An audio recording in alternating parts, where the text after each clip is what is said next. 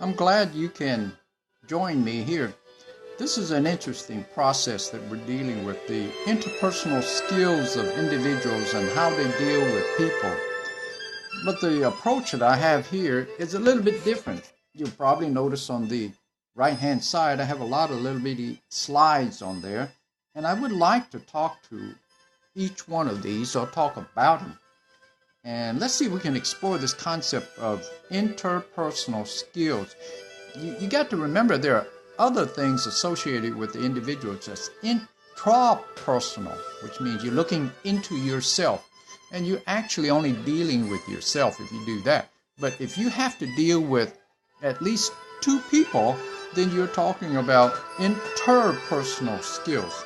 Let's take a look at one of these things and see what we can discover about it. What is interpersonal communication cycle and the process? Well, as we mentioned in one of the previous discussions, we found that interpersonal skill is regarding two people. It's when the sender and the receiver and the message is there. The sender encodes the concepts, and then he then in turn sends this in terms of a message over to the individual. And in this message, you have certain things associated with it, like the face-to-face and so on and so forth, to this particular receiver. And the receiver then, in turn, decodes that message. He encodes it, decodes it, and then he sends feedback back to the original source. Now, that being said, let's look at why this particular concept is important. Let's look at something here on this palette and see if we can open this guy up and see what he has to tell us. Well, we're playing around with him. Can't seem to be able to get him to do what we want him to do. Well, put him aside here. Again, we have the same situation with people skills. At this point, since I can't get it open, I am lacking in the people skills. So people skill, again, infers that we have more than one person here. And because we have more than one person, we need to have these people skills. And these people skills are the social ability, and not only sending messages back and forth, but the ability to listen to what the other guy has to say as well, too. So, let's take a look at this, put it aside, and see if we can also discover other skills that are associated with individuals.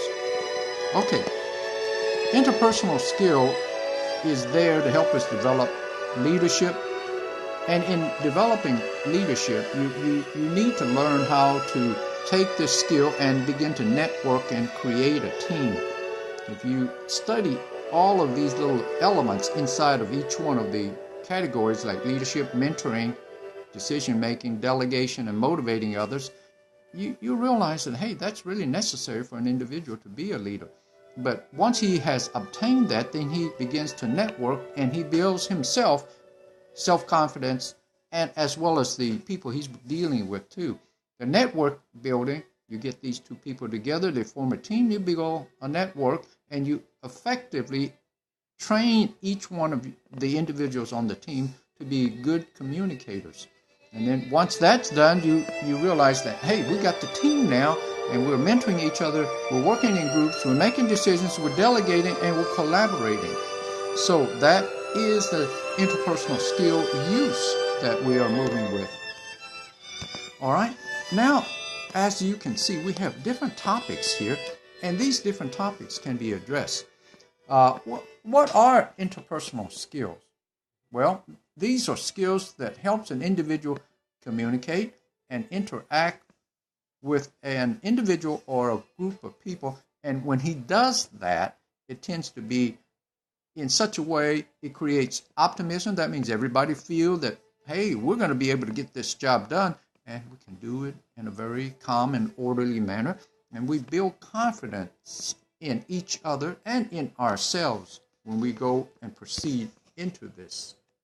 Here's another idea as to what we can relate out of that. But wait a minute, before we do that, let's try this guy. Okay.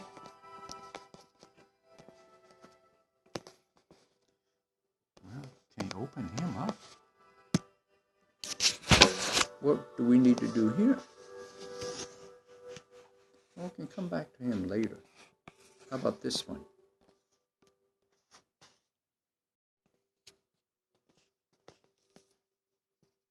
Here we see.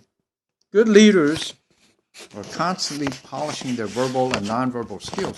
We realize that, hey, from our last lecture, we discovered that verbal and nonverbal skills exist. Verbal, obviously, is when you put out a message. Nonverbal is the message that we send out, but we don't use voice to do that.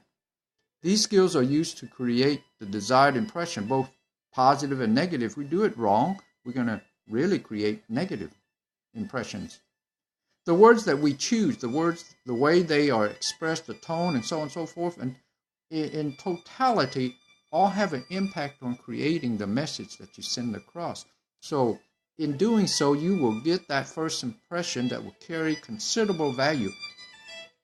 If it is right, it's the result of a positive relationship.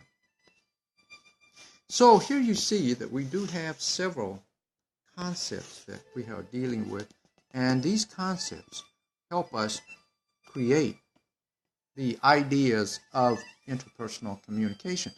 But back to the verbal side of it. We talked about that earlier, but now we talk about the nonverbal side of it. Nonverbal side of communication and in developing our interpersonal skill has to do with our appearance, the hand movement, the paralinguistic, which is really the tone and the sound of your voice, how loud it is, and so on and so forth. The facial expressions, the eye contact, posture, the way you cross your arms, your legs, etc. And in these nonverbal communication do express a large majority of the message that you're trying to send across. In fact, it's noted by many observers that nonverbal communication represents more than half of the communication that is sent across in the interpersonal relationship. Now, that being said, along with this, you also see some of the things you should avoid in body language, like, for example, crossing the arms and carrying books and stuff across your chest, which shows that you're closed in. When you have a slump posture, you're sitting perched on the edge of a chair that you're waiting to go. Hey, while that's mentioned, let me tell you something about the deacon's chair. The deacon's chair was a chair that was put in the hallway of some of the more respectable churchgoers. And the reason why it's called a deacon's chair is the fact that a lot of time when you didn't attend church, the deacon would come over and ask and discuss with you why you hadn't come to church that day. But when he was sitting in that chair, the chair was tilted a little bit forward in such a way that would it force him to say, "Ooh, I'm comfortable, I need to leave now." So, well, that's a piece of side information, but it does show that while you're perching yourself on the edge of a chair, it does show that you are sending out a body language. Wringing your hands, tapping your toes, nervousness, rocking your legs, drumming your fingers, biting your nails. All of these little things tend to show nonverbal communication. So, these are the elements that we talked about, and it's some of the consideration that you should be taking when you are, in essence, considering interpersonal communication, that is between two people. I appreciate you listening. Let's move on.